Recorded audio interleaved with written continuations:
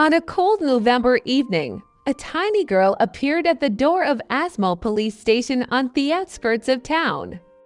She was barefoot, wearing a thin dress, unseasonably light, and a pink blouse, torn at the elbows, hung over her thin shoulders. Thin.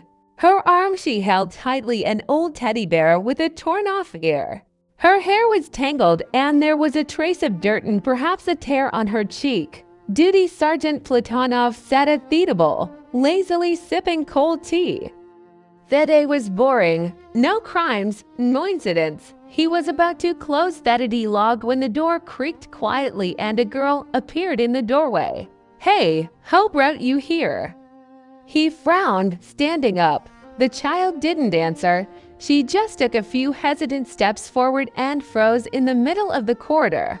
Her little legs were shaking. Her lips were blue from the cold. "Girl, are you?" Feeling unwell, Platonov came out of the stall and sat down next to him so as not to frighten him. "Where are your mom and dad?" She looked at him with huge eyes shining with tears. And suddenly, quietly, barely audibly, she said 3 words. "Mom is not breathing." At first, the policeman didn't understand. He just froze, as if he hadn't heard. "What did you say, darling?" The girl repeated a little louder, her voice trembling. "Mom isn't breathing." There was silence at the station. Even the ticking of the old wall clock seemed too loud. Platonov felt a chill go down his spine. He quickly covered the girl with his shirt, sat her down on a chair and called his partner. "Kostya, send an ambulance and a group to this address immediately. We need to find out where she lives." While his partner was calling, Platonov carefully questioned the girl. "What is your name?" "Lisa, fine. Lizaka, where is your mother?" "At home. She was sleeping, but I woke her up. She doesn't get up. I was afraid and came here." He realized that there was no time to waste. The girl was shaking, but remained surprisingly steadfast. Her gaze was unchildishly serious, as if she already understood that something terrible had happened. "Liza, you're smart to come. We'll go to your house now." "Okay." She nodded, hugging the teddy bear close. 10 minutes later, they were already driving in an old Niva. Platonov sat next to the girl, covering her with a blanket, which was always kept in Decker in case of an accident. Snow was falling in flakes. The roads were covered. Lisa looked out the window, her breath leaving misty circles on the glass. "Have you walked far?" "Lisa, no." "Across the field." It was dark there, but the bear cub was not afraid. He gripped the steering wheel tighter. "Field, in such weather, barefoot." My heart sank. How long did she walk alone in the darkness among the snow?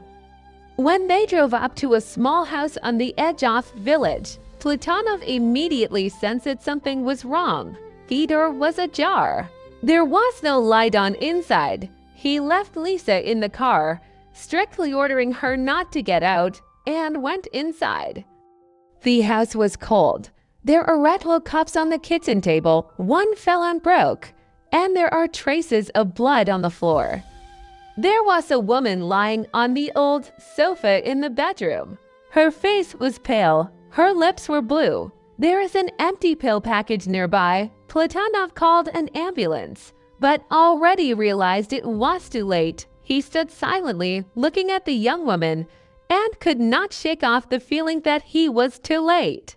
She was no more than 30. There was a childhood photograph hanging on the wall. Lisa and the same woman are both smiling, holding hands against the backdrop of the sea. When the paramedics arrived, they confirmed that death had occurred several hours earlier. Overdose. Platonov went outside. Lisa stood at the gate, peering into the faces of adults. "Is she sleeping?" She asked quietly. "They will wake her up." He couldn't answer. He simply walked up, knelt down and hugged the girl tightly. She didn't cry. She just silently hugged her teddy bear to her chest. "We'll take care of you." he said, though he could barely keep his voice down. When it was all over and the mother's body was taken away, Platonov took Lisa back to the station. In the duty room, she fell asleep right on the sofa without letting go of toy. There was a tired expression on her face that a child shouldn't have. Platonov sat next to her for a long time, watching her sleep. Then he said quietly, as if he were little and understood everything. He didn't know what would happen next. Grandparents' home, guardianship, endless paperwork. But he knew one thing for sure. He couldn't just let her go. Those 3 words, spoken in a child's voice, "Mom isn't breathing," pierced his soul. In the morning, when Thessaly was waking up, Platonov wrote a report. But before sending the documents, he held his hand. He knew that this girl had changed something in him forever. And somewhere deep inside, he felt that this story was not over yet. The following days became a test not only for Lisa, but also for Sergeant Platonov. The girl, although small, surprised with her resilience. She did not cry uncontrollably, as one might expect, but quietly watched what was happening, as if trying to understand the world of adults, full of pain and loss. At the station, while they were filling out the paperwork and waiting for the guardianship representatives, Lisa sat on an old sofa with a teddy bear. She periodically glanced back at Platonov, and each time her gaze was full of trust, yet at the same time unspeakable bitterness. "Liza," Platonov said quietly, sitting down next to her, "we will be with you until we find a safe place for you." The girl nodded and smiled slightly, but his smile was so fragile that Platonov's heart ached. He understood that this child had just lost the most precious thing she had, and now her future hung by a thread. When the child welfare workers arrived, Liza said more than 3 words for the first time. She talked about her mother, Abu, though she tried to wake her up, a Booth teddy bear who was her only friend. The guardianship authorities were amazed at her clarity and maturity, but the paperwork had to be completed quickly. The girl is temporarily sent to an orphanage until a more stable family could be found. At this time, Platonov stood in the corridor, feeling the weight of responsibility. He saw the girl barely hiding her tears, and his heart broke. He remembered the photographs on the wall of the house. Mom and Lisa together. A happy family destroyed by tragedy. The next morning, he walked into the room where Lisa was already having breakfast with the other children in the orphanage. She looked up at him, and for a moment their gaze met. There was hope in the girl's eyes, tiny but real. "Hello, Lisa," said Platonov, sitting down next to her. "Did you sleep well?" "Yes," she nodded, clutching teddy bear tightly. "Will you come?" He smiled. "Of course. I won't leave you alone." At that moment, he realized that the connection that had developed between them over the past few days had become something more than just duty. He felt he had to protect her, to be the adult who would support her and help her grow up in a safe world. The following week, Platonov began to complete the paperwork for guardianship. It was difficult to do formally, but he was not going to wait. Deep down, he knew Lisa wasn't just a little girl who came to the station. She had become a part of his life. He wanted her to feel safe and was willing to do anything to make that happen. Meanwhile, at the orphanage, the girl quickly got used to the routine. But she still often talked about her mother and asked questions to which no one knew the answers. Platonov visited her every day. Sometimes just sitting next to her, listening to the silence or reading books to her. He realized that sometimes it was more important to just be there. Several weeks passed. Lisa began to smile more often, but there was still a shadow of loss lurking in her eyes. She learned to trust Platonov. She called him Uncle Seryosa, and it sounded like a small bridge between her past and future. One evening, As they sat by the window watching the snow fall, Lisa quietly said, "Mom would want me to be strong, yes." Platonov smiled and leaned towards her.